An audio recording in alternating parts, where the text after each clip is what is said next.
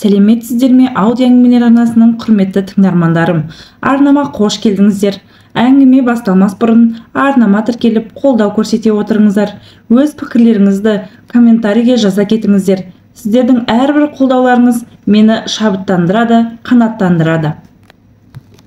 Мен Тараз қаласының маңындағы шағын ауданда 1980 жылы көп балалы үлкен отбасында дүниеге келдім. Әке-шешем адал қызмет етіп бізді бағып-қағып, қазақы тәрбие беріп өсірді. Екі ағам, екі әпкем және сіңлім, мен інім барлығымыз бала күнімнен өте бауырмал, бір-бірімізге жанашыр, қамқор болып өстік. Ата-анам қолдарынан келгенше барлығымызды оқытып, қолыңда дипломың, мамандығың болса, бір наныңды тауып жейсің деп, барлығымызды оқытуға тырысты. Мен үлкен қалаға барамын деп, Астанаға экономист мамандығына жоғары оқу орнына түстім. Өзім бала күнімнен зерек болатынмын. Мектепті жақсы оқыдым. Әкем бастапқыда оқуға түскенімді үлкен қалаға жібергісі келмеді. Кейіннен ойлана келе, қызым, үлкен қала дұрыс шығар, онда жақсы білім бар. Өзің де етің тірі пысықсың ғой, оқимын десең бетіңнен қақпаймын. Бірақ бостандыққа шықтым деп бет алды кетпе. Үлкен қала, бөтен жер, өз-өзіңе сақ бол, ақылың бар ғой, сабағыңды оқы деп батасын беріп шығарып салды. Содан анаммен бірге Астанаға келіп, оқуға түсіп, нағашымның үйіне жайғасып, анам қасымда біраз күн болып, сабаққа керек қажетімді, оқу құралдары мен ұсақ-түйек заттарымды алып беріп, ауылға қайтып кетті. Астанаға қыз ерте түседі екен. Күз бастала сала, қатқылда қара суық басталды. Жылы жақтан келген құс секілді мен бастапқыда бұл жақтың ауасына үйрене алмай, суықтап, тоңып, ауырып қалдым. Сонда да өзім қалап таңдап келген жерім еді деп, оқуымды әрі қарай жалғастырдым. Анамның інісі келімбет нағашым мінезі ауыр, сырт көзге суық көрінгенімен, іштей жүрегі жылы, жұмсақ, жанашыр, мейірімді жан болатын. Әйелі Айнаш жеңгем де өте сабырлы, мінезі ашық, жақсы кісі еді. Менен 2 жас кіші қызы мен бастауыш сыныпта оқитын ұлы бар еді. Қызы Айнұрмен екеуміз сырлас құрбылардай едік. Менің Астанаға оқуға түскен себебім осы Айнұр болатын. Ол Айнұр жазғы демалыстарда ауылға келген сайын, Гүлнұр, оқуға түссең Астанаға келсеңші деп қайта-қайта айта беретін. Содан студент атанып, нағашымның үйінде, өз үйінде жүргендей, емін-еркін университетке барып, қалаға да үйреніп, оқуымды да оқып жаттым. Мен оқуға түскенде екінші ағам үйленіп, 2 әпкем де тұрмысқа шыққан болатын. Әке-шешеміз құда жекжатты, келінді, күйеу балалы болып, ортамызға өзге жұрттың адамдары енген еді. Осы кезде бір тумақ бар да, бірге жүрмек жоқ деген сөздің мәнін ұғынып бастадым. Ер адамның әйелге қол көтергенін де алғаш үлкен жездемнен көрдім. Әпкемнің күйін көргенде ең алғаш ер адамға деген жек көрушілік сезімім осы жерде оянған еді. Ағаларымыз өзіміз жақтың қыздарына үйленіп, әпкелерім де көрші ауылдарға тұрмысқа шықты. Бастапқыда жезделі болдық деп, сіңлім, інім үшеуміз қуандық. Мектепте оқып жүрген кездері жазда күні әпкемізге қонаққа барып, бірнеше күн жүріп, жиендерімізге қарап, аунап-қунап сағынышымызды басып қайтатынбыз. Үлкен әпкем Таразда оқып жүріп, жездеммен танысып, екеуі бірін-бірін ұнатып тұрмыс құрған болатын. Үйленгеннен кейін екеуі оқуларын жалғастырды. Қалада тұрып, дипломдарын алып, сонда жұмысқа орналасып, тұрақтанып қалып, жездем екеуі бір оқу орнын, бір факультетті оқыған болатын. Кейін мен мектепті аяқтап Астанаға кеттім. Ауылға тек жазғы демалыстарда ғана барып, ата-анамның жанында болып, сосын Тараздағы әпкемнің қасына барып, біраз қонақ болып, әңгімелесіп қайтатынмын. Бастапқыда жездем сондай жақсы адам секілдеді. Мектепте жүрген кезінде үйіне барғанымызда менің балдыздарым келіп қалыпты ғой деп қуана қарсы алатын. Тәттілерін әкеліп, қыдыртып, көйлек әперіп, қонақ етіп шығарып салатын. Кейін мен 3-ші курсты аяқтағаннан соң Әпкем хабарласып, жездемнің жұмыста мансабы көтеріліп, жаңа үй алып, жақсы болып жатырмыз деп хабарын айтып, жақсы жаңалықтармен бөлісіп тұратын. Мен де анамдай болған үлкен әпкем үшін әр қашан қуанышты болып жүретінмін. Бұл кез қыс аяқталып қалған уақыт болатын. Астанаға көктем кеш келеді дегендей, көктем шықса да, ауада қатқыл қара суық қалықтап тұрғандай. Кейде аяқ астынан борандатып, қар да жауып кететін. Астанада тұрып жатқаныма 3 жыл болса да, көктем келе сала ауылды сағынып, жазғы демалысты аңсап, асыға күтетін едім. Жазғы сессияны тапсыра салып, пойызға отырып, ауылға жолға шықтым. Жеткен соң кіші ағам вокзалдан күтіп алып, үйге апарды. Мен ұзақта болғаннан ба, үйдегілер мені сағына күтіп алатын. Мен дарбазадан кіре бере далада жүрген әкемнің құшағын айқара ашып, сары қызым келіп қапты ғой, дәрі қызым менің деп, маңдайымнан сүйіп қарсы алды. Сөйтіп бастан аяқ бір қарап, өзін азып жүдеп қалғансың ба, нағашыларың дұрыс тамақтандырмай жүрме деп әзіл қалжыңын аралас үйге алып кірді. Анам мен кіші жеңгем Мираш екеуі де ас үйде мені көре сала бетінен сүйіп, бауырына басып, жеңгем жымия, сары қыз, жақсы жеттіңіз бе деп бетімнен сүйіп, таңға дайындап қойған үстелге шақырды. Үлкен ағам мен жеңгем жұмысқа кетіп қалған екен. Олар анамдармен бір аулада бөлек үйде тұратын. Сіңлім колледжде, ал інім балалармен мектепке кетіпті. Үйдегілермен көрісіп, сағынған мауқымды басып, кіші ағам да жұмысқа кетті. Ол мектепте дене шынықтыру пәнінің мұғалімі еді. Біз әкем, мен, анам, жеңгем және кіші ағамның кішкентай қызы таңғы асқа отырдық. Әкем нағашыларымның жағдайын сұрап, шүйіркелесе, самаурынның сүт қатқан қою шайын ішіп, маңдайым жіпсіп, екі бетім қызарып шыға келді.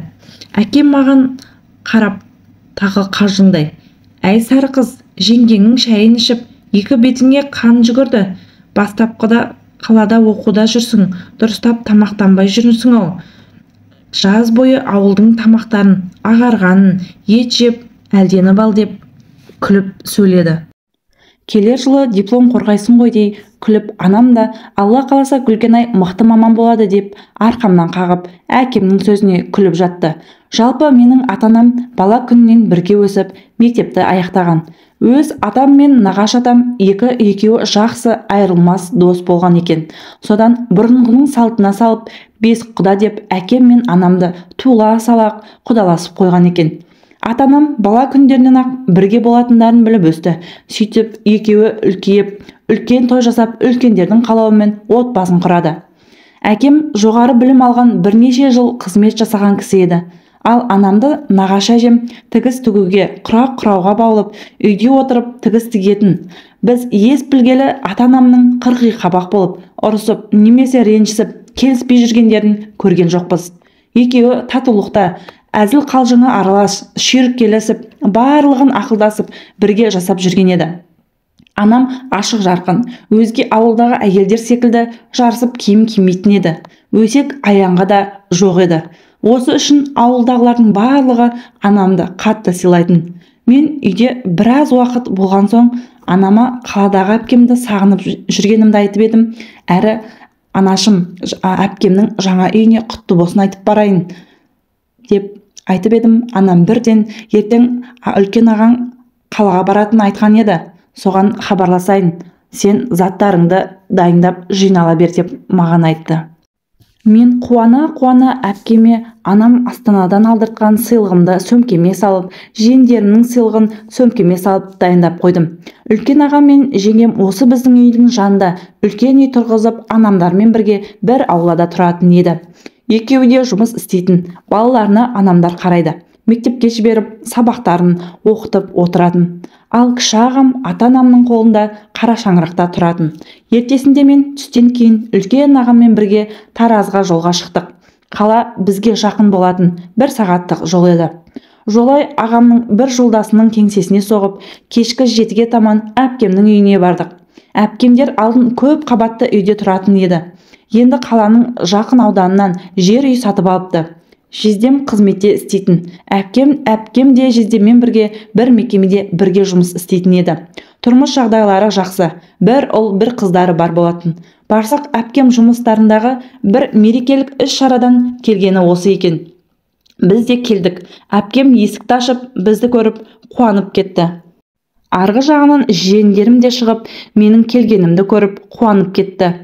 Әпкем мені құшағына басып, екі бетімнен сүйіп, ағаммен амандасты. Ас бөлмеге шайға шақырды. Ағам ас бөлмесіне бармайтынын айтып, асығыспын, нан ауыз тиемін де кетемін деп, әпкемнен жездемді сұрап еді. Сол мерекелік іс-шарада екенін айтты. Өзі мазасы болмай ерте қайтып кеткен екен. Содан ағам, жақсы, олай болса. Мен кеттім. Гокон, сен қашан қайтасың? Қайтарда әпкең таксиге салып жіберсе, өзің келе бересің ғой деп еді. Әрине, Такош, өзім салып жіберемін, уайымдамай қайта бер. Кеш болмай үйге жетіп ал деп шығарып салды. Ағам кеткен соң, Гоко, екі кештің арасында сендер келеді деп ойламаппын. Кешкі тамақты енді жасаймын деп жатыр едім. Кел, отырсаңшы. Сен шай ішер тұр. Мен тездетіп бірдеңе қуырып жіберейін деп кешкі ас жасауға кірісіп кетті. Мен жиендеріме сыйлығымды беріп, мәре-сәре қылып қойдым. Әпкем картоп ашып отырып, әңгімесін айтып жатыр. Астанадағы нағашыларымды, оқуымды сұрап, өздерінің жағдайларын айтып, осы үйді сатып алғандарын айтып, менің келгеніме қатты қуанып отырды. Әпкемнің үйі кең, жарық, 5 бөлмелі екен. Ішінің барлығы жаңа жиһаздармен толтырылып қойыпты. Барлық жағдайы жасалған әдемі үй екен. Содан мен әпкемнің жаңа үйіне деп алған сыйлығымды беріп едім. Әпкем, жаным-ау, өзің студентсің, мұны қалай алып жүрсің деп сұрады таңданып. Мен бұл апамның тапсырысы еді, сізге алып кел деп ақша салып жіберген болатын. Мен соны Астанадан алып келген болатынмын деп едім. Әпкем, ана деген сол ғой деп, лезде жүзі мұң шалып, терең бір күрсініп қалды.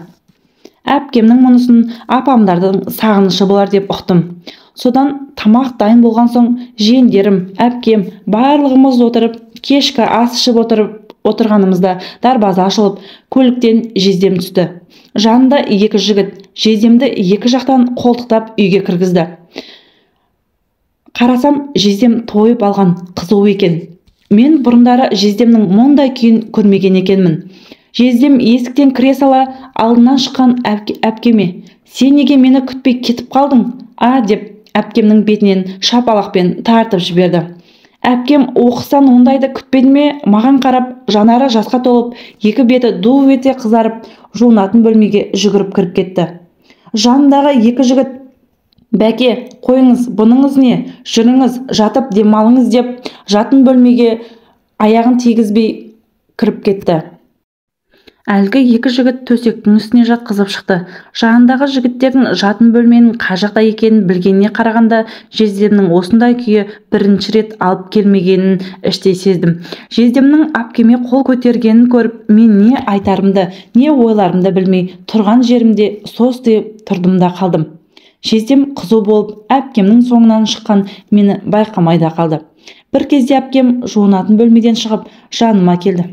Гоко, мұндай көріністі көргеніңе қатты қысылып тұрмын, деді. Мен, әпкетайым-ау, жездемнің мұндайы не? Сізге қол көтеруші ме еді? Ондайын алғаш көріп тұрмын. Жездемді білмеппін ғой, мұндай деп. Ойламаппын. Не үшін деп әпкемді сұрақтың астына алып, әпкеме қатты жаным ашып, жүрегім ауырып, сөйтіп едім. Әпкем жездемнің өте қызғаншақ екенін айтып, жұмысында отырыс, кеш, тойларда әпкемді еш себепсіз көрінгеніне қызғанып, кейде қол жұмсайды екен. Ал әпкем оны мұндайға ішке жұтып, үндемей, ешкімге ештеңе білдірмей, сырт көзге керемет отбасы болып көрінеді. Әпкем ажырасып қайда барамын? Әке-шешеден кеткен соң, ол үйге тек қонақсың. Бала-шағаңмен еш қайда сыймайсың. Оның үстінен жеңгелерім бар. Ағаларымның балаларымен ұрсып қалса, ауыр тиеді. Осы себепті де жездеңнің жақсылығын асырып, жамандығын жасырып, жұтып жүргенім жайым бар деп іштей мұңын айтты. көрінеді. Әпкем ажырасып қайда барамын? Әке-шешеден кеткен соң ол үйге тек қонақсың. Бала-шағаңмен ешқайда сыймайсың. Оның үстінен жеңгеңнің балалары бар. Ағаларыңның балаларымен ұрсып қалса ауыр тиеді. Осы себепті де жездеңнің жақсылығын асырып, жамандығын жасырып тұрып жатқан жайым бар. Өзімнің таңдағаным ғой. Жездең жаман адам емес, тек анда-санда қызғаншақ ауруы ұстап қалады. Сенен өтініш, бұл жайлы үйдегілерге айтпашы деп өтінді. Мен не айтарымды білмей, бірақ іштей бұрындары қатты сыйлап, жақсы көретін жездемді іштей жек көріп қалдым. Алғаш рет ер адамға деген жек көрушілік сезімім осылай оянған еді. Әпкемнің мынандай күйін іштей қатты күйзелдім. Сол түні ұйқым қашып, дұрыстап ұйықтай алмадым. Жездемнен іштей ызаландым. Не істерімді білмедім. Таңертең жездеммен сөйлессем бе екен, әпкемнен кешірім сұрасын, болмаса әкелеме айтып сөйлесіп қоясам ба деп іштей біраз ойландым. Бірақ әпкем көрмегендей болшы, білмегендей бола салшы деген соң амал жоқ, үндемеуге тура келді. Бірақ ендігі жездемді көргім келмей қалды. Ертеңіне таң ата ерте тұрып кетіп қалдым. Орнымнан тұрсам, әпкем де тұрып алған екен. Беті ісіп түнімен ұйықтамаған секілді. Мені көріп, Гоко, әлі ерте ғой, ұйықтап алмадың ба? Қайда асығасың деп еді. Мен ауыл жаққа тұратын екінші әпкем Назира әпкемнің үйіне барайын деп едім. Әпкем менің не үшін асығып кеткім келіп тұрғанын ұқты. Сөйтті де, таңғы ас ішіп алсаңшы, мен балаларды мектепке апарып, сені ауылдың таксиіне салып жіберейін. Жездең де оянып қалар. Мен жездемді не үшін күтемін? Әпке, кете бергенім дұрыс шығар. Болмаса оны көрсем, өз-өзімді ұстай алмай ұрсып қаламын. Одан мен кете берейін деп едім. Әпкем бәсең дауыспен, жарайды, қалауың білсін. Назираға сәлем айт. Ауылда әлі біраз боласың ба? Реті келгенде мен де анамдарға барып қайтамын деп мені дарбаза жақтан шығарып салды. Іштей әпкемді бір түрлі аядым. Қимай қоштасып, жиендерімнің беттеріне сүйіп жолға шықтым. Автобекеттен ауыл жақтың таксиіне отырып, Назира әпкемнің үйіне 1 сағаттың ішінде жетіп алдым. Дарбазасының алдында кіре бере мал қора жақта сиыр сауып отырған әпкемді байқадым. Үй жаққа бұрылмай тікеп қора жаққа ақырын барып жанына бардым. Сиырды үркітіп алмайын деп әпкемнің арт жағынан келіп, ағаштың үстіне отырып, әпкемді үнсіз бақылап отырдым. Кезінде жоғары оқу орнын аяқтаған, дүкенде сатушы болып істеген. Әпкем есепке мықты болатын. Тірлікке тап-тинақтай, тап-таза, үнемі әтірін сеуіп, осы маңдағы талай жігітті ғашық еткен еді. Алайда жүгіргенге емес, бұйырғанға дегендей, алып жесем алып қашып сүймеген адамына тұрмысқа шықты. Жездемнің анасы әкеме алыс туыс болып келеді екен. Осы әкеме талай рет құда түсуге келгенде әкем қарсы болып бетінен қаққан. Содан кейінде әпкемді алып қашып кеткен. Әкем ашуланып, анама наскомды барып алып кел. Ол ауылда, анау тракторшы жігітке қор болады деген екен. Содан анам барып әпкемді алып келуге барғанда, сол әулеттің үлкен әжелері анамның аяғына тізерлеп, әпкемді алып кетпеуін өтінген екен. Мұны көрген әпкем анама: «Мама, мен қаламын. Тағдырдың маңдайыма жазғаны осы шығар. Жасымда 25-ке келіп қалды. Ауылдағылар отырған қыз деп айтушы еді. Енді мүлде қайтып келген қыз деп айтатын шығар», деп осылай жездем мен отбасын құрып еді. Әкем осы Назира әпкемді өте ерекше жақсы көретін еді. Ептілігі, есеп қисапқа мықтылығы әкеме ерекше ұқсайтын. Кез келген адаммен тіл табысып, дүкеннің саудасын жақсы жүргізіп, әкемнің қарамағында өзімен біраз уақыт жұмыс істеген еді. Ал жездем қарапайым отбасынан шыққан, егістікте трактор жүргізіп, үсті басы май болып, үстінен солярка мен шылымның иісі аралас шығып жүретін, мал ұстап егістік егетін. Бір жақсы қасиеті ішімдік ішпейтін, көп сөйлей бермейтін, мінезі ауыр адам болатын. Дегенмен әкем айтқандай мына ауылда қор болып жүрген сияқты көрінетін. Осылай қалың ойға шомылып әпкемді бақылап отыра бердім. Қыз кезінде малға жоламайтын еді. Әпкем қолына жұқпай, салалы саусақтарымен сиырдың желін босатып, шелегін толтырып отырып, мені көріп шошып кетті. «Гүлнұр, қалай, қайдан, қашан келіп қалдың? Біздікіне қазір келмейтін шығарсың деп едім. Қаншама уақыттан бері отырсың, мен мүлде сезбеппін ғой. Сенің артымда отырғаныңды байқамай қалыппын деп, қолын алдындағы алжапқышына сүртіп, мені құшақтап бетімнен сүйіп, бір құрсақты жарып шыққан бауырың қашанда ыстық қой шіркін. Кіші әпкем таңға дейін сырласып, кірпік қақпай ұзақ әңгімелестік. Сонда әпкемнің әңгімесінен өзінің қазіргі таңдағы тұрмысына мүлде көңілі толмайтынына, өткенге деген бір сағынышым бар екенін ерекше түсіндім. Әпкемнің үйінде 2 күн болып ауылға үйге қайттым. Өз басым мектеп қабырғасында бой жеткен шағымда жігітке деген ұнату, ғашықтық сезімдерін басымнан өткеріп көрмедім. Тек көршіміздің ұлы сыныптасым Қайратпен жақсы дос болып едік. Сол Қайрат маған бірде, Гүлнұр, сен қазаққа ұқсамайсың, француз ба, әлде бір еуропалықтарға ұқсайсың. Білмеген адам солай ойлайды деп еді, ерекше сұлусың ғой дегенде өз-өзімнен ерекше күйге бөленген едім. Ой үстінде отырып үйге де жетіп алдым. Үйдегілерге әпкелерімнің жағдайы жайлы ештеңе демедім. Ауылда 2 ай болып Астанаға қайттым. Оқу басталарға аз-ақ күн ғана қалды. Соңғы курс сабаққа дайындалуым қажет еді. Оның үстінен Айнұра қайта-қайта хабарласып, туған күніне дейін келуімді өтініп, тобындағы бірге оқитын достарына бірге атап өтеміз, сен міндетті түрде келші деп жалынып, әбден қайта-қайта хабарласты. Мен Астанаға келдім. Екеуміз бірге базарға барып, күзді киімдер алдық. Мен ауылдан шыққаныммен қалалық қыздардан кем киінбейтін едім. Жақсы киініп, өз-өзіме қарап жүретінмін. Сол кездері сән болып жатқандай, мен де шашымды бұйралап, үнемі жайып жүретін едім. Классикалық үлгіде киінгенді жақсы көретінмін. Бойым аласалау болғандықтан аяғыма үнемі биік өкшелі етік, туфли киіп жүретін едім. Түр сымбатым көз тартарлықта еді. Ауылдағы Қайрат сыныптасым айтқандай, түрім еуропалықтарға келетін.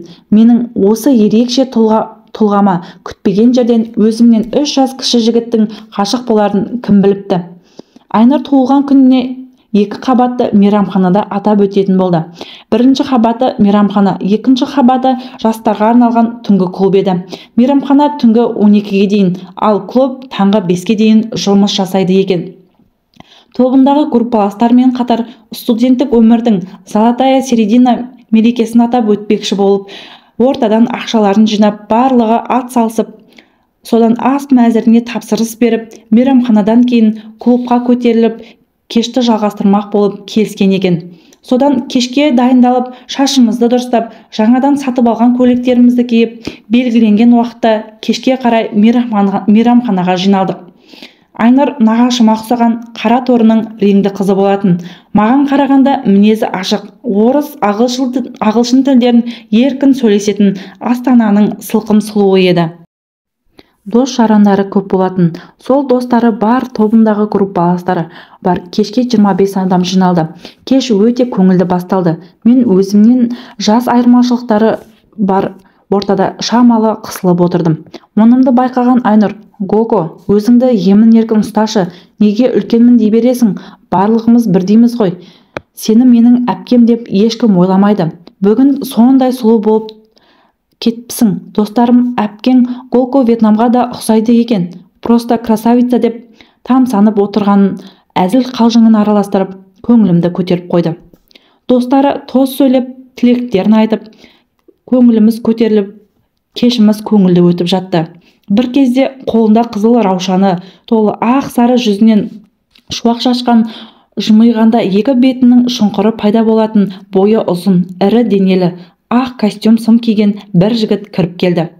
Үстелдегі жігіттер оны көріп, өре-түре: «О, Талвин келді, кешіккенің үшін айыптысың» деп қалжыңдап, ол бәрімен амандасып жатты.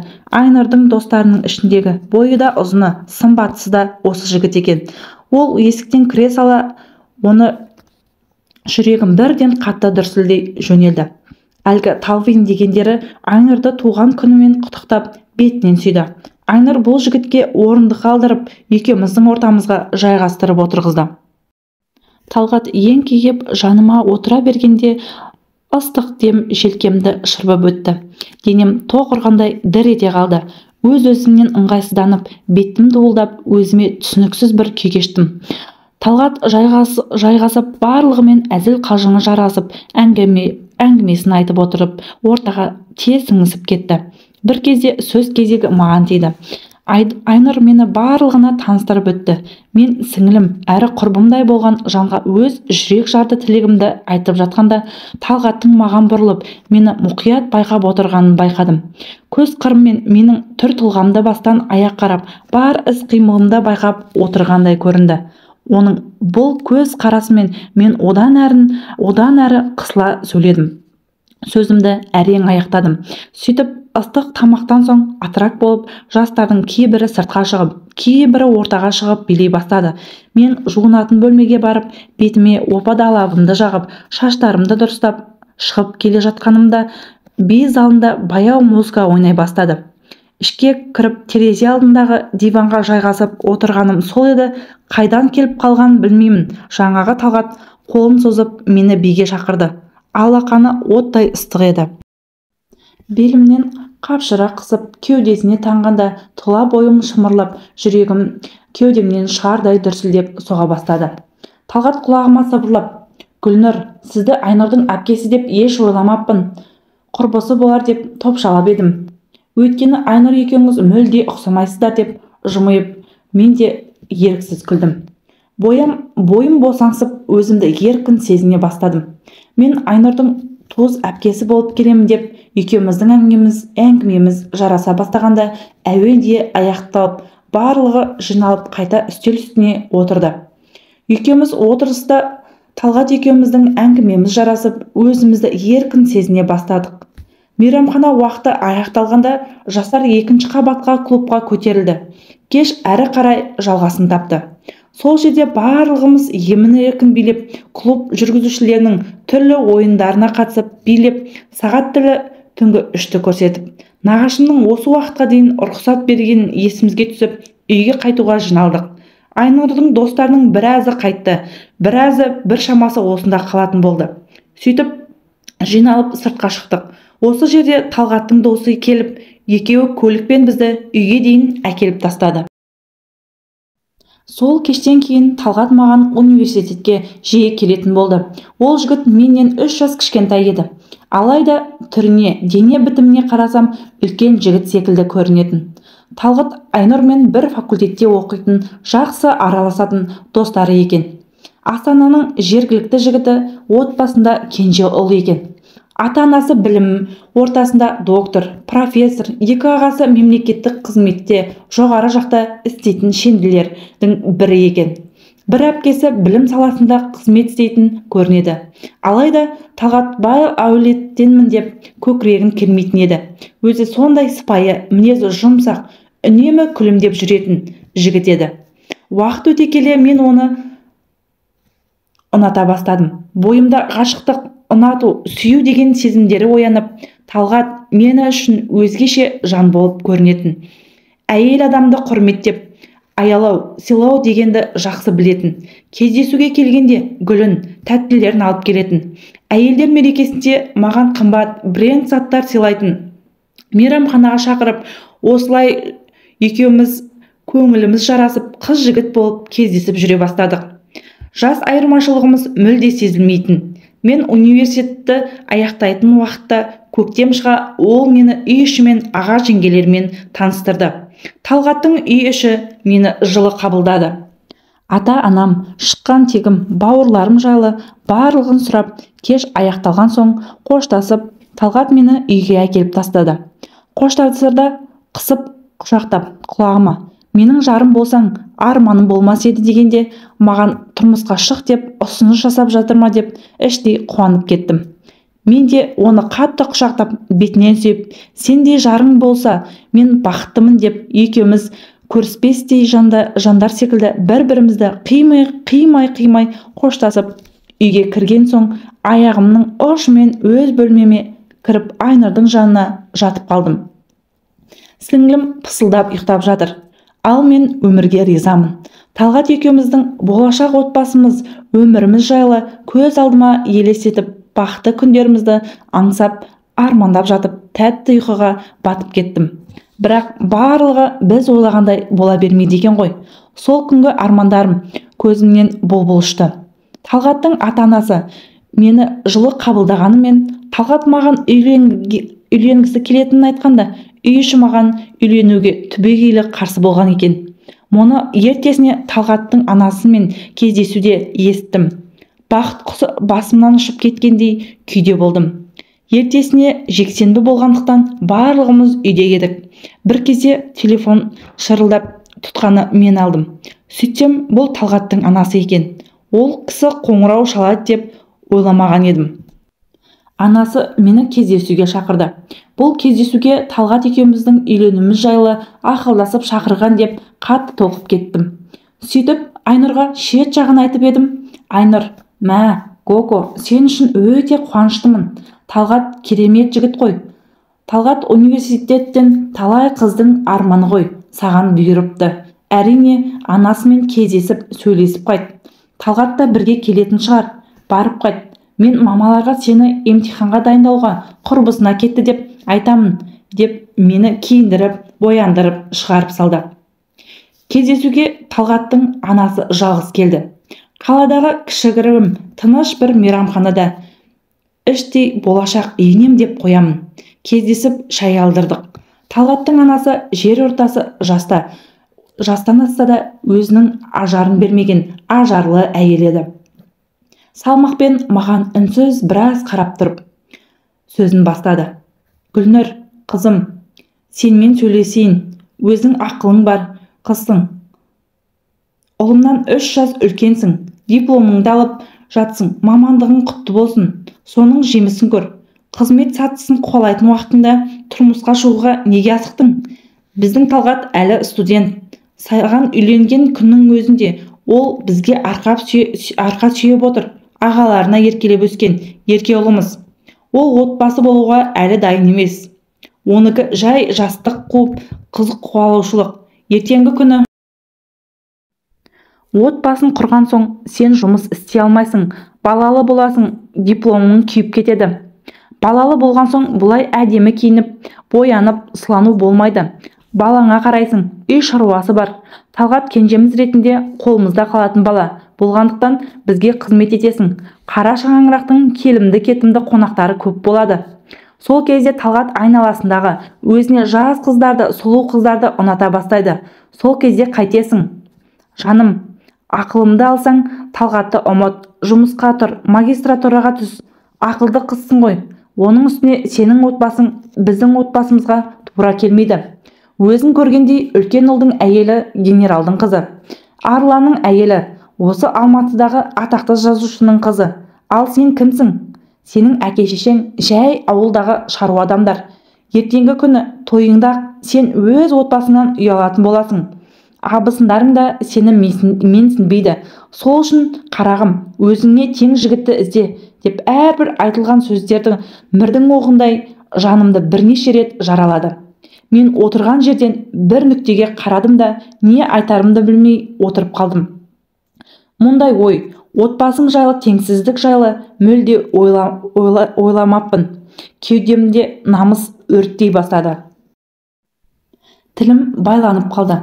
Талғаттың анасына ләм-лим деп сөз қайтара алмадым. Анасы осыны айтты да, ұлым, сені іздеуі мүмкін. Оған ешқандай үміт берме. Егер бізді тыңдамай саған үйленер болса, екеуіңе ешқандай қолдау көрсетпейміз. Той, ақ көйлек, бақуат өмір жайлы армандаушы да болма. Талғат барға, тоқшылыққа үйренген бала. Біздер қолдау көрсетпесек, отбасылық өмірдің алғашқы қиындықтарынан ақ сынып кетеді, ажырасып қайта келеді. Мен өз баламды жақсы білемін. Сол үшін тең-теңімен, тезек қабымен дегендей ақылыңды алсаң, жұмыс істеп өз күшіңмен көтеріл. Біреудің дәулетіне қызықпа, жаным. Қош сау болып тұр. Жігітті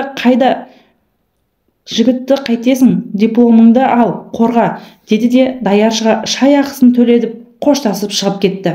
Мен сол отырған күйі үнсіз ғана сол орында бір шама уақыт отырдым. Бір кезде даяршы келіп, үстелді жинай берейін бе, әлде тағы тапсырыс бересіз бе дегенде ғана есімді жиып едім. Сөйтіп даяшыға қарап, тең-теңмен, тезек қабымен деппін. Сөйтіп едім, ол көзі алақандай болып, мен сізді түсінбедім деп бетіме қарап қалыпты. Мен ыңғайсызданып қалдым. Ойымдағы сөзді аузымнан шығып кетіпті. Содан орнымнан тұрдым да, мән бермеңіз, жай аузымнан шығып кетіпті. Сау болыңыз деп мейрамханадан шығып кетіп, сыртқа шықсам, көктемнің ызғарлы суығы ұрып тұр екен. Мейрамхананы жағалай жүріп келе, Астананың ызғарлы суығы жаңағы Талғаттың анасының сөздерінің қасында түк те емес еді. Саусақтарым суықтан қарысып қалса да түк сезбедім. 2 аялдама жаяу жүріп, бір кезде жол шегінен такси ұстадым. Үйге жеткен соң есікті Айнұр ашты. Мені тағатсыздана күтіп отыр екен. Нағашы көкемдер бір досына қонаққа кетіпті. Үйде Айнұр жалғыз өзі ғана екен. Мен есіктен кіре сала, кездесу қалай өтті? Талғаттың анасы келді ме? Қашан үйленетін болдыңдар деп мен сұрақтың астына алып жатыр едім. Мен үнсіз ғана бөлмеге кіріп, киімімді ауыстыра бастадым. Айнұр маған сұраулы жүзбен қарап тұр. Бір кезде отыра қалып жыладым. Айнұр қасыма жетіп кел. Коко, не болды? Айтсаңшы, неге жылайсың деп құшақтай алды. Мен жылап отырып, Талғаттың анасының айтқан сөздерінің барлығын Айнұраға айтып бердім. Айнұр таң қалды. Сөйтіп, Коко, мен Талғатпен сөйлесемін. Анасының бұнысы несі? Деп ашуланды. Мен, Айнұра, Талғатпен сөйлесудің қажеті жоқ ендігі. Мені іздесе жоқ деп айт, осымен барлығы бітті. Бұл тақырыпты ендігі қозғамайықшы дедім де, денем қалшылдап барады деп жатып қалдым. Суық қатты өтіп кеткенме, сол күннен кейін қатты ауырып қалдым. Қызуым көтеріліп, 3 күннен кейін есімді бірақ жинап алып тұрдым да диплом қорғауға дайындала бастадым. Талғат үйге қоңырау шалып мені іздей бастады. Шамасы анасы екеуміздің кездесуіміз жайлы оған айтпаған секілді. Талғат мұнымнан хабарсыз болып, ештеңе түсінбей университетке де келді. Алайда мен онымен кездесуге тырыспадым, сөйлеспей қойдым. Одан қашқақтай бастадым. Ол Айнұрдан менің неге бұлай етіп жүргенімді сұрапты. Айнұр бастапқыда ештеңе демей жүргенімен, кейіннен Талғат сұрап қоймаған соң Айнұр бар шындықты жайып салыпты. Анасының да сөздерін айтып беріпті. Талғат мен ойлағандай үйдегілер қарсы болғанын білмеген екен. Дегенмен Гүлнұрды мен сүйемін. Жас айырмашылығы да үйдегілердің және ешкім бізге кедергі бола алмайды деп айтқан сөзінде менің мұны естігенімде жүрек түкпірімде бір үміт оты қайта жарқ ете қалғандай болды. Бірақ анасының сөзі есіме түсіп, көңілім су сепкендей басылып қалды. Күн жылынып, жайма шуақ жаз келіп, диплом қорғайтын уақытта ауылдан ата-анам келіп, сөйтіп жоғарғы оқу орнын аяқтап, қолыма диплом алдым. Ата-анам менің оқу орнымды бітіргеніме қатты қуанды. Әкем осындағы баяғыда бірге қызметте істеген досының кездесіп, мені сол кісінің ұлының жеке фирмасына жұмысқа орналастыратын болды. Сөйтіп құжаттарымды реттеп, 2 айдан кейін бір қызметкердің орнына сол фирмаға жұмысқа тұратын болып келісіп кеттім. Ата-анаммен ауылға кетіп қалдым. Әкем ауылда 2 ай демалып қайтасың деп алып кетті. Мен де осы аралықта Талғатты ұмытайын, жаңа өмір бастайын деп шешім қабылдадым. Менің кеткеннен кейін ол да мені іздеуін доғарып, үмітін үзетін шығар деп ойладым. Сөйтсем, оның қамқор ата-анасы Талғатты Мәскеу қаласына жоғарғы оқу орындарының біріне ауыстырып, Мәскеу оқу орнынан диплом алсын деп сонда жіберіпті. Мұны маған Айнұр айтқанда махаббатымның соңғы нүктесі қойылғанын ұқтым. Сонда да бақыттың кілті еркекте емес, керісінше жігіттер бақыттың кілтін менен іздесін деп, қол жетпес арман болайын деп, Талғаттың анасы айтқандай оқуымды жалғастырып, карьера жасаймын деп, магистратураға оқуға түсуге шешім қабылдадым. Ауылда 1 ай демалып, Астанаға қайта келдім. Өйткені магистратураға құжат тапсыратын емтиханға дайындалуым керек. Әкем жұмыс жағын тағы да сөйлесемін. Жарты ставкада жұмыс жасайтын болдым. Жұмыста ең төмен сату маманы болып бастадым. Талғатты жүрегімнен сызып тастадым. Онымен барлық байланысымды үзіп, тек жұмысқа зейін қойдым. Күзге қарай сабағым басталып, түске дейін жұмыста, түстен кейін білімімді шыңдауға кірістім. Астанаға қылышын сүйреп, қыста ерте келеді. Жұмыс, сабақ деп жүріп, уақыт зымырап өтіп жатты. Талғат нағашымның үйіне қоңырау шалып, мені сұрай бастады. Бастапқыда мені жоқ деп айта салыңыздаршы дейтінмін. Нағашы жеңгем менің сәтсіз аяқталған махаббатымның хабары бар еді. Ол кісі барлығын түсіністікпен қарап, жаныма әлі жақсы, сен ешкімнен кем емессің, ата-анаң да адал, еңбекқор, керемет адамдар. Осы себепті басыңды тік ұста, жақын болашағыңды ойла деп маған ақыл кеңесін айтты. Көп қолдау көрсете білді. Өйткені мен қалада жүгенсіз кетіп жүрген қыздардан емес едім. Нағашыларым менің бір ерсі қылығымды көрген емес еді. Әкемнің үмітін ақтаймын, ұятқа қалдырмаймын деп бар ықыласымды тек оқуда болатын. Уақыт өте келе Айнұраға Талғат мені сұраса, ол ауылына тұрмысқа шығып кетті деп айтшы дедім. Сөйтіп Талғаттың үмітін мүлде сөндіріп тастайтындай болдым. Бұл іште маған ауыр болғанмен осылай жасауға мәжбүр болдым. Содан кейін Талғат мүлде хабарсыз, сол кеткеннен мол кетті. Талғатты іштей қимайтынмын, кейде қатты жалғызсырап оны сағынатынмын. Сондай кездері оны ұмыту үшін анасының сөздері есіме алатынмын. Анасының сөздері есіме түссе болды, кеудемді ашу ырза кернейтін. Осылай санамды ойлардың сан рет алып барысқан кездері болды. Уақыт өте келе оны да ақырындап ұмыта бастадым. Күндіз жұмыста, түстен кейін сабақта болып жүрдім. Талғатты ұмыту үшін бар жігерімді салып жұмыс жасап, басшылықтың көзіне түсіп, көңілдеріне шығып бастадым. Осылай сату маманынан менеджерге дейін көтеріліп, табысым да арта бастады. Бизнестің қыр-сырын жетік меңгере бастадым. Магистратураны аяқтап, кейін жұмыс орнында бір бөлімнің басшысы болып тағайындалдым. Шетелге іс сапармен ел жер көріп бастадым. Дүние танымым кеңейіп, бойымды баяғы ауылдың қызынан ештеңе қалмаған еді. Нағыз іскер ханымға айналдым. Осы кезде әріптес, дос-жаран арасынан маған көз салған жігіттер болды. Алайда ешқайсысына іштей жылымадым. Сөз салған жігіттерге тек әзіл мен мысқылдап жауап беріп отыратынмын. Артымнан жүгіртіп қойып, кейбірін үміттендіріп қойып, кейін жоқ деп жауап беретінмін. Осылай жүгіргенде жасымда ұлғайып, 25-пен қоштасып, 26-ға қараған шағымда анам хабарласқан еді.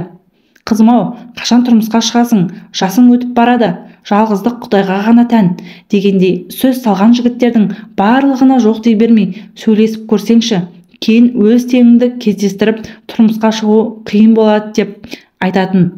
Содан ата-анамның сөздері әсер етті ме, өзім де ойлана келе, енді сөз салған жігіттермен сөйлесіп көрейінші деп шешім қабылдадым.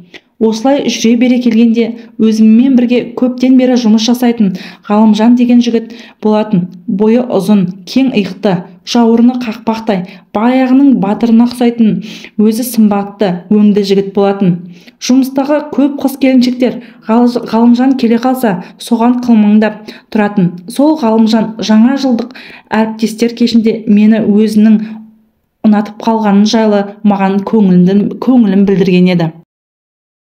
Мен одан мұндай қадамды күтпедім. Өйткені бұрын-соңды оның тарапынан маған деген қызығушылығын сезбеген едім. Әрекет көз қарастарын байқамадым. Ғалым тауар жіберетін бөлімде складта жұмыс істейтін. Мен үшін жұмыстағы әріптестердің бірі ғана көрінген жерде сәлеміміз түзу болатын. Осы кештен бұрын байқамаған екем. Оны мен бетпе-бет келгенде оның жүзінен Талғатқа ұқсайтын ұқсастықтарын байқадым. Жымиып күлгенде бетінде пайда болған шұңқырлары, қоңыр көздері, ақ құба өңі, тіпті шашының түсте Талғаттың шашынан аумай қалған жаман жігіт емес көрініп, онымен сөйлесіп көруге бел будым. Жұмысқа тұрғалы осы жылғы жаңа жыл менің өміріме үлкен өзгерістер әкелетіндей бір жақсылықты көңілім сезгендей болды. Осы жылы кештен үйге көңілді оралдым. Сол кештен кейін ғалым екеуміз қарым-қатынасымыз өзгеріп, екеуміз түскі асқа бірге баратын болдық. Сәйкестік пе, әлде жүрегім қалап тұр ма, екеуміз жұмыстан кейін кешке бірге шығатынбыз. Ол пәтер жалдап, жалғыз өзі тұрады екен. Екеуміз кешкі астан қыдырып, көңіл жарастырып бастадық. Ғалымның ата-анасы Астананың маңындағы бір ауылда тұрады екен. Қолдарында інісі мен келіні бар екен. Әпкесі басқа қалаға тұрмысқа шығып, ол да отбасылы, қарапайым адамдар екен. Осы жерде санама сіңіп қалған Талғаттың анасының сөздері есіме түсіп, тең-теңімен, тезек қабымен дегендей, менің отбасыма тең екен ғой деп ойладым. Өзім жоғары білімді, іскер адам болғаныммен өз-өзімді неге бұлай бағаламайтынымды білмедім. Сырттай өз-өзіме сенімді көрінгенмен, іштей осылай ойлана беретінмін. Содан екі жақтың танысып, сырласып, сөйлесе бастадық. Ғалымнан неге осы уақытқа дейін үйленбегенсің деп сұрасам, жасырмастан, жоқ, ұнатқаным адамым болды, бірақ онымен азаматтық некеде біраз бірге тұрдық. Алайда үйленеміз деп жүргенімізде ол мансап қуып басқа қалаға кетіп қалды деп өткен өмірі жайлы көп айтқысы келмеді. Мен де әрі қарай қазбаламадым. Содан бір-бірімізді ұнатып, көңіл қосып, көктем айында отбасылық құруға бел байладық. Ата-анам ауылдан жөн жоралғыларымен мені үйден ұзатып шығарып салды. Ғалымның үйіне келін болып түскенде, бір айдан кейін Астанаға жалдамалы пәтерімізге келіп тұра бастадық. Таңертең ерте жұмысқа бірге баратынбыз, кешке бірге қайтатынбыз. Отбасылық өміріміз бір сарынмен жүріп жатты. Көп ұзамай менің аяғым ауыр болып қалды. Мұныма күйеуім қатты қуанып, ауылдан ата-енем де жиі келіп тұратын. Содан мен декреттік демалысқа шықтым. Үйде отырдым. Босануға керек жарағымды алып, дайындалып жүргенімде бір күні аяқ астынан енем келіп қалды. Түнде ыңғайсыз жатып, ай күнім жақындаған сайын жүріп тұруым қиындап, түнде ұйықтап қалыппын. Ғалым таңертең өзі тұрып, таңғы ас ішіп, ас бөлмені жинамай, асығыс жұмысқа шығып кетіпті. Үстелдің үсі шашылып жатыр екен. Есікті ашып енемді қарсы алып, қонақ бөлмеге өте беріңіз дедім де, өзім жуынатын бөлмеге кіріп кеттім. Беті қолымды жуып шықсам, енем ас үйде үстелдің үстін жинап жатыр екен. Мен кіре сала, мама, сіз отыра беріңіз, қазір өзім жинап тастаймын, шай қоямын дегенде, енем жақтырмаған сыңаймен маған қарап, түске дейін ұйықтамай, жата бермей, ертерек тұрып, жинамайсың ба? Әйтеуір ғалымға таңертең ас бердің бе? Әлде аш кетті ме жұмысқа деді. Мен босанатын уақытым жақындаған сайын түнде ұйықтай алмай, таңға жоқ ұйықтап кетіппін деп, өзі шай ішіп кетіпті деп едім. Енем бір күрсініп алды да, мен 3 перзент әкелдім өмірге. Аяғым ауыр болғанда, таңертең ерте тұрып, папаңа таңғы ас беріп, оны ешқашан ас құрсақ жіберген емеспін. Аяғың ауыр, сен ғана емессің деп, ертең бала тусаң, мүлде жататын шығарсың дегенде, мен сөзден тосылып, не айтарымды білмей қалдым. Сол күннен бастап енем екеуміздің сөзіміз жараспайтын болды. Одан қалса, ғалымға да мені әйелің жатқан жалқау, олақ, салақ, баяғы жадыра жақсы еді. Жұмысы тап-таза, шапшаң еді деп, ғалымның алдында азаматтық некеде болған әйелін салыстырып мені құлағын бұрай береді екен. Мұны мен босанғаннан кейін түсіндім. Ай күнім жетіп, 12 сағат толғаттым. Қатты қиналдым. Сонда енем тағы кәрі қыз болған соң туа алмайсың жатып деп тағы айыптады. Сөйтіп, сәбиім ірі болғаннан соң оның үстінен қан қысымым көтеріліп кетті. Мені дәрігерлер кесір тілігімен босандырып алды. Өмірге балпақтай қыз бала әкелдім. Наркоздан есімді әрең жиып, сәбиімді іздедім. Жансақтау бөлімінде екенмін. Медбике, Гүлнұр ханым, уайымдамаңыз. Қызыңыз балалар бөлімінде. Палатаға шықсаңыз, жаныңызға әкелеміз, деді.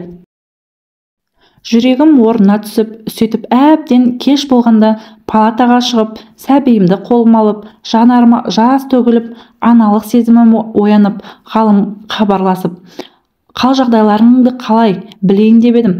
Төмен жақтан сәбидің шайалықтарын, ас ауқаттарыңды алып келген едім.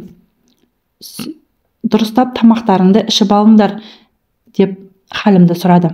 Содан біздің жағдайымыз жақсарып ауруханадан шықтық. Ауылдан ата-анам, әпкелерім, жезделерім, жеңгерелерім келіп, бір қауым ел шығарып алды. Енемдер үйде ет асып, дастархан жайып қойыпты. Анам да бір күн қонып, ертесіне қайтатын болды. Екінші әпкем жаныңда біраз болайын деп еді. Енем, өзім қараймын, 40-нан шығарамын, уайымдамаңыздар деген соң, ол да қайтып кетті. Сөйтіп, енем біздікінде қалды. 40-нан шығаруға көмектесудің орнына бала қарауды ұмытып қалыппын. Назипашым босанғанда өз баласын өзі шомылдырып, өзі қарады деп, енем мені емес, мен оны күттім. Жеңгелерімнен, әпкелерімнен білмегенімді хабарласып, бар ақылдарын сұрап, қызымның кіндігі түскенше өзім жуындырып, өзім қарадым. Ғалым таңертең ерте кетіп, кешке кеш келетін. Үйде енем екеуміз ғана болатынбыз. Ол кісі маған өйтесің, бүйтесің дегеннен басқа еш нәрсе айтпайтын. Не балаға қарап жартпады, не маған дұрыс демалып күтімімізге мүмкіндік бермеді. Баламмен кіріп, бала емізіп жатып, ұйықтап кетсем, сондай кездер Гүлнұр шықсашы деп, шәй ішейік деп, есігімді тықылдатып, оятып алатын. Содан бір күні ыстығым көтеріліп, қатты ауырып қалдым. Таңертең басымды көтере алмай әзер тұрдым. Төсектің жанындағы сөреден дәрі алып ішейін десем, су жоқ екен. Содан әзер тұрып, есікке жақындағанда күбірлескен, сөйлесіп жатқан енем мен күйеуімнің даусын естіп қалдым. Сөйтсем, енем, сенің қатының ғана ма бала туған? Ана келін Назипаш бала туа сала баласына да қарап, үйдің тірлігіне де жасап жүретін еді ғой. Өлген жоқ, сенің қатының жалқау, бос деген секілді әңгімелер айтып жатыр екен. Ал күйеуім болса, мама, қойыңызшы, кеше ғана ғой босанғаны, есін жиып алсыншы деп жауап қайтып жатыр екен. Енем баланы жастан, қатынды бастан деген деп ақыл айтып отыр екен. Өзің тамағыңды ішіп, өзің ыдысыңды жуатын болсаң, қатын не керек, олай болса деп жатыр еді. Менің шыдамымның шегі үзілді. Өз-өзімді ұстай алмай қалдым. Бөлмеден атып шығып, мама, не болды? Жетер енді. Ұлыңызды неге қайрап жатырсыз? Неге біздің отбасылық өмірімізге араласа бересіз? Маған көмектесудің орнына тыныштық берсеңіз деп айқайлап жібердім. Енем, әйкелін, сен орныңды біл. Сен кімсің маған айқайлайтын? Мені қуып тұрған түрің ба? Түтігіп кетіп. Осы кезде ойламаған жерден ғалым ұшып тұрды да, жұдырықпен бір ұрғанда мен анадай жерге құлап түстім. Есімді жоғалттым. Содан көзім көгеріп, 39-40 градус температурамен жедел жәрдем келіп, көмек көрсетіп, ыстығым түскен соң есімді жидым. Сөйтсем, енем мен жолдасым мені басы айналып құлап қалды, бетін соғып алды депті. Мен үндемедім. Ләм-лем деп үн қатпадым. Барлығын ішке жұттым. Жолдасым аяқ жағымда кешірім сұрап, жалынып жалпайып отыр екен. Енем болса, қызымды алып, қонақ бөлмеде отыр екен. Сол күйі орнымнан тұрмадым. Жүрегім қысылып, үнсіз қысыла жыладым. Бір кезде енем бөлмеге кіріп, қызымды қасыма жатқызып, Гүлнұр, баланың қарны ашты, емізесің ғой, деймін. Мен жиналып қойдым. Ғалым автобекетке шығарып салады, ауылға қайтамын деп еді. Мен үндемедім. Қызыма омырауымды беріп жата бердім. Бір кезде сыртқы есік сілк етіп жабылды. Енем мен ғалым шығып кеткен соң, мен дереу орнымнан тұрдым да, өзіме қажетті құжаттарым мен қызымның жаялықтарын алдым да, нағашымның үйіне кетіп қалдым. Сөйтіп сол кеткеннен бір жолата ажырасып кеттім. отбасылық өмірге қадам басқаным кеше ғана еді ғой. Бірақ аз ғана уақыттың ішінде жалғыз басты ана статусын иемлене бастадым. Дегенмен өткеніме ешқандай өкінішім болмайды. Өкініш мен үшін бақыттың кілті еркекте емес. Менің ұстанымым бойынша бақыт әр адамның өз бойында, өмірлік ұстанымында. Тағдыры деп тағдырды да кінәлауға болмайды. Өйткені тағдырдың өз қолында дегендей, тағдырдың көлеңкелі тұстарын күн сәулесіне қарай өзіміз жол жасап аламыз. Бастысы денсаулық пен жанымыздың тыныштығы. Тыныштық болса, жаның тыныш, миың да тыныш. Ми тыныш болса, жұмысың да берекелі, еңбегің берекелі болып жатса, әл ауқатың да, тұрмысың да жақсы болады. Өмір бір-ақ рет беріледі, бақытың өз қолыңда. Құрметті енелер, келіндер, өмірде сыйластықпен өтіңіздер. Ал ер кісілер, сіздер өз келіндеріңізді, өз қыздарыңыздай, өз қарындастарыңыздай көріп, жұдырықтарыңызды жүгіртпеңіздер. Тіпті шариғат бойынша әйелді ұрып соғудың өзі жат. Енелер, келіндеріңізді қыздарыңыздай көрсеңіздер, мұндай қиын тағдырлар болмайды. Әкесіз, жетім өспеу үшін салмақпен сөз сөйлеңіздер. Ал келіндер, енелеріңізді аналарыңыздай қабылдап алсаңыздар, бұндай келеңсіздіктер, қиын тағдырлар, тауқыметі әкенің махаббатын көрмей өскен сәбилер болмайтын еді деп кейіпкер сөзін аяқтады. Ал менің қымбатты тыңдармандарым, келесі әңгімеме дейін қош сау бола тұрыңыздар. Әңгіме ұнаса лайк басып, комментарий жазып, өз пікірлеріңізді осында қалдырсаңыздар болады. Сіздермен болған Асылзат Бегалықызы аудио әңгімелер арнасының авторы.